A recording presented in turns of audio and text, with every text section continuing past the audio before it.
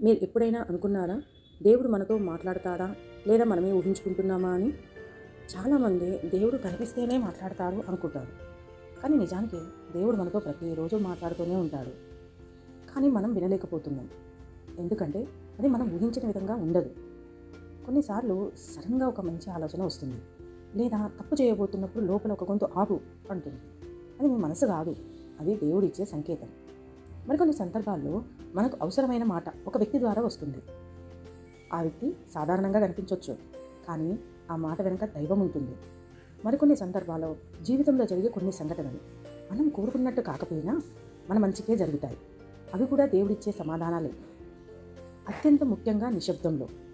అవును, మన మనసు ప్రశాంతంగా ఉన్నప్పుడు దేవుడు మనతో మాట్లాడతాడు. కానీ ఆ శబ్దం వినాలంటే మన లోపల శబ్దం తగ్గాలి. కాబట్టి దేవుడు మాట్లాడడం ఆపలేదు, మనమే వినడం ఆపేశాము.